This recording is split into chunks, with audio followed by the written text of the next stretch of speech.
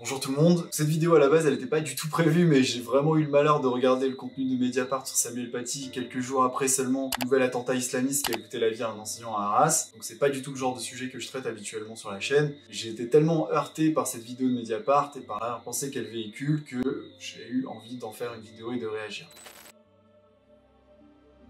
Déjà, tout est mis en œuvre pour nous faire adhérer à l'idée que le meurtre de Samuel Paty serait dû à l'histoire d'une relation entre une fille et son père. Autrement dit, ce fait historique devrait être regardé non pas comme un fait historique, mais comme une simple histoire de famille, donc si je le dis autrement, comme un simple fait divers. Voilà un extrait du raisonnement parfaitement maîtrisé par l'animateur de l'émission. Je dis qu'il est parfaitement maîtrisé parce que clairement ça s'est préparé longtemps en avance. Samuel n'a pas été assassiné parce qu'il a montré des caricatures du prophète. Ça faisait 4 ans qu'il faisait ce cours, vous l'avez dit, c'était pas ça l'objet. En fait, il a été assassiné parce qu'une jeune fille a menti à son père, qui a préféré croire la version de sa fille plutôt que celle de l'institution. Le rôle des réseaux sociaux est central. Samuel a été victime d'une forme de harcèlement très lourd. Finalement, c'est une façon de raconter l'histoire qui est concurrente d'autres façons de raconter l'histoire qui ont été très amplifiées aussi. Est-ce que pour vous, c'est juste un élément de la réalité ou que c'est, en effet, vous êtes d'accord avec la façon dont il analyse les choses? Alors, l'interprétation qu'il fait, moi, je suis d'accord avec lui. C'est-à-dire, c'est évidemment à partir d'un mensonge que cette histoire de Samuel Paty va se dérouler. Tu dis Samuel n'a pas été, en réalité, au fond, vraiment assassiné parce qu'il a montré des caricatures du prophète? Je suis d'accord. Ouais. C'est une enfant qui a menti en faisant croire que, bien sûr. Bien sûr. Mais ça part évidemment aussi des caricatures du prophète Mahomet qu'il a montrées. C'est évident. Et dans cette mise en scène, il y a juste le deuxième co-auteur qui, lui, a l'air de vraiment subir un petit peu le rôle qu'on essaie de lui imposer. D'ailleurs, il est réduit à un rôle de second plan. En fait, la réalité est plus complexe que ça. Et effectivement, ça part de là, mais l'amplification et le démarrage, c'est le mensonge d'une adolescente. Mais bon, tous les enfants mentent, c'est pas forcément ça le problème. Elle veut justifier à son père qu'elle s'est fait exclure, elle raconte n'importe quoi, c'est arrivé à d'autres enfants. Vient ensuite le deuxième ennemi qui est désigné aussi pour expliquer le meurtre de Samuel Paty. Ce seraient ces vilains réseaux sociaux, comme s'il s'agissait d'acteurs parfaitement autonomes, comme si YouTube et Instagram seraient des entités indépendantes des internautes qui les alimentent en contenu, en partage et en réaction. Le rôle des réseaux sociaux qui est incroyable. Quand un surveillant nous expliquait par exemple que ces collégiens diffusaient sur les réseaux sociaux la tête de Samuel Paty, vous voyez. Donc on en était là aussi. Donc là, il faut vraiment, on espère aussi avoir appuyé sur la dangerosité des réseaux sociaux, quoi. Le pire dans cette manœuvre, c'est que je suis certain que je pourrais aller chercher une autre vidéo d'eux qui traite d'un phénomène social qu'ils soutiennent, et je suis sûr que je trouverai l'interprétation suivante selon laquelle ils auraient gommé le rôle omnipotent des réseaux sociaux pour faire ressortir uniquement le plébiscite et la ferveur populaire des internautes. Donc ils auraient complètement inversé la logique. Ils veulent donc faire ce que l'on appelle en sociologie de la critique une descente en singularité. J'ai fait un petit schéma pour raconter cette histoire. Donc en gros, enlever tout caractère sociologique au phénomène observé pour le réduire à des événements et des éléments très singuliers. L'analyse idéologique, par exemple, du terrorisme, ça devient complètement effacé et anecdotique. Il est juste dans leur lecture remplie de violence, et ils cherchent juste un petit prétexte et ils tombent comme ça sur ces messages sur les réseaux sociaux. La descente en singularité qu'ils opèrent enlève toute possibilité de pouvoir créer des solutions transposables à des phénomènes de ce type. Et ce qui reste en fait comme solution publique à créer quand on décrit ce meurtre comme un fait complètement isolé. Alors que normalement une bonne analyse, ça consiste en fait à faire l'inverse. Ça consiste à relier les phénomènes pour mieux les comprendre et mieux agir sur ce qui nous semble problématique. La Mediapart, lui, fait en fait de la désanalyse. C'est-à-dire qu'en gros, il va délier tous les faits pour gommer le maximum de causalité jusqu'à en faire un événement tellement singulier qu'il n'a plus rien d'autre à constater que du particulier et en faire du coup un fait isolé. Alors que la démarche inverse, ça consiste justement à monter en généralité, comprendre plus globalement les phénomènes sociaux communs et les ressemblances entre les phénomènes qui se cachent derrière. Essayons vraiment de viser le bon niveau de montée en généralité pour ne pas tomber à l'inverse dans une lecture trop aberrante du phénomène, qui réduirait tout à un facteur explicatif. En général, c'est pas très bon, ça veut dire qu'on s'est planté, quoi. Bref, voilà, c'est un équilibre subtil qui demande beaucoup d'intelligence dans son analyse et de justesse pour en fait essayer de regarder les choses telles qu'elles sont, et de ne pas se servir uniquement, enfin des faits uniquement pour vendre ses idéologies. Voilà, et je pense que c'est là où Mediapart s'est complètement enfoncé et il a voulu nier toute dimension sociale en fait au phénomène.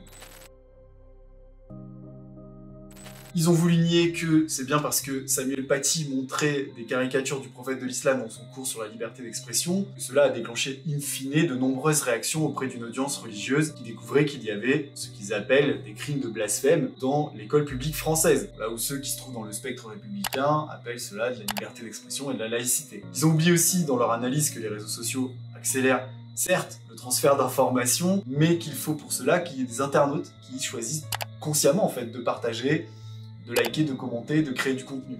Ils ont oublié enfin, en matière de phénomène social, que les islamistes s'attaquent à l'enseignement de l'histoire et que ce n'est pas du tout anodin et qu'on ne peut pas le réduire honteusement à un simple mensonge d'une fille à son père. Le postulat d'imaginer les auteurs de ces crimes comme n'ayant aucune logique est parfaitement idiot. Que ce soit le tueur de Samuel Paty, Abdullah K.A., ou celui de la tuerie d'Arras, Mohamed M, en fait ils avaient tous les deux en ligne de mire le meurtre de prof d'histoire. Même l'agresseur à ce moment-là s'est tourné vers moi, il m'a dit t'es prof d'histoire, qu'est-ce que tu veux, etc. Il m'a poursuivi un temps. De même que l'année dernière, c'était aussi un prof d'histoire qui avait été visé par des menaces. Voilà, donc je vous les cite, mais j'ai peine à les lire tellement qu'elles me dégoûtent. C'était on va lui faire une Samuel Paty. Donc, imaginez que du coup, il a dû vivre ce prof-là constamment sous surveillance policière pour être certain de pouvoir rentrer se coucher en vie après une journée ordinaire de prof.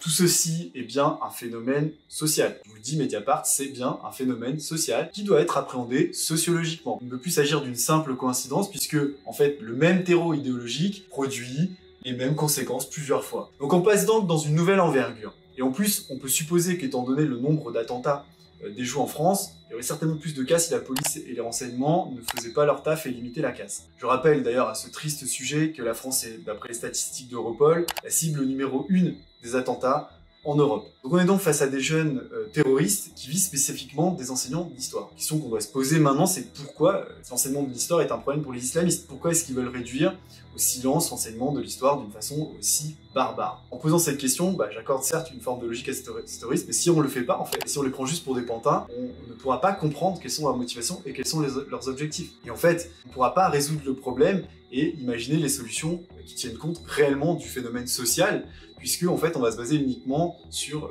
un diagnostic erroné basé sur des représentations erronées et non la réalité. Même si c'est des terroristes, il faut se mettre à leur place, il faut avoir une approche compréhensive sociologique, c'est celle qui est initiée par Max Weber, et il faut essayer de comprendre le sens qu'ils donnent à leurs actions. Et une action humaine, elle a toujours une part d'intention. Si vous faites quelque chose, c'est parce que vous avez mis une forme d'intention, même si vous l'avez pas marqué sur un papier, même si c'était pas clairement dit, ça reste quand même une forme d'intention, plus ou moins claire, du résultat que vous visez en faisant cette action. En visant le meurtre de profs d'histoire, les terroristes visaient le fait de nuire à l'enseignement de l'histoire. Leur objectif, ils veulent que les enseignants d'histoire aient peur de mourir. Ces attentats islamistes ciblant les profs d'histoire ont eu des conséquences très importantes sur les profs d'histoire, sur leur psychologie, mais aussi peut-être sur leur capacité à enseigner, puisqu'ils vont avoir tendance à s'auto-censurer. De la même façon que moi-même, j'ai hésité à m'auto-censurer en ne faisant pas cette vidéo, puisque certains de mes proches m'ont dit que potentiellement, il pouvait y avoir des représailles islamistes. Ce qui conduit, in fine, à de l'autocensure pour bon nombre d'entre nous, c'est la même chose pour des enseignants qui ne vont pas vouloir traiter certains sujets pour éviter des représailles. J'ai pu avoir des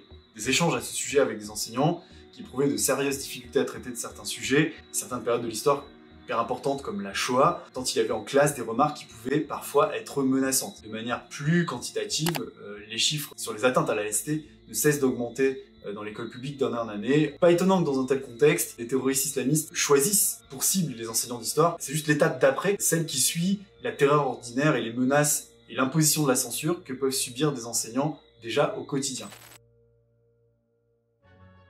Pour mieux comprendre encore le phénomène, ce qui nous manque, c'est la motivation profonde des islamistes. Bon, il se trouve qu'on peut pas, pour les raisons que vous imaginez, faire des entretiens avec eux. Vous demandez comment on peut faire des hypothèses pour remplacer le fait qu'on ne peut pas avoir directement de la donnée, et en l'occurrence, c'est assez simple. Si une personne veut nuire à l'enseignement de l'histoire en le détruisant, il suffit de comprendre quelles sont les plus-values de l'histoire pour comprendre en fait à quoi il s'attaque. Et donc, qu'est-ce qu'il y a de si gênant dans l'enseignement de l'histoire du point de vue d'un islamiste? Je pense que les 3 points fondamentaux attaqués par l'islamisme dans l'enseignement de l'histoire sont les suivants. 1. Les enseignants d'histoire sont souvent les courroies de transmission des valeurs de la République, notamment s'agissant de la laïcité ou de la liberté d'expression. C'est souvent dans leurs cours que sont abordées plusieurs illustrations de ces sujets sensibles, développement de l'esprit critique qui en découle. 2. Les enseignants d'histoire permettent une mise en perspective historique des événements et s'éloignent souvent d'un islam dogmatique et d'une lecture monolithique des conflits internationaux impliquant des islamistes. Et enfin 3, les enseignants participent à la transmission de l'héritage culturel de la nation française, compris sur des sujets sensibles. Les islamistes vont avoir tendance à n'accepter qu'une lecture critique de cette histoire de France, sans jamais autoriser un quelconque amour-propre, même minime, dans cet héritage. L'enseignement de l'histoire dérange les islamistes en France parce qu'en fait, il transmet l'héritage culturel d'une nation, fier de ses valeurs républicaines de liberté, de laïcité et d'universalisme, qui essaye, quand cela est possible, d'éclairer l'histoire plutôt que de perpétuer une barbarie millénaire. Voilà, c'est fini pour cette vidéo. Je n'ai pas réussi à y mettre du fun, je suis désolé, mais bon, j'ai été confronté à des extrémismes, soit celui des islamistes ou celui de Mediapart. Mais promis, dans la prochaine, je vais vraiment essayer de faire mieux. Voilà, merci pour votre écoute. Vive la République, vive la laïcité et vive les modérés.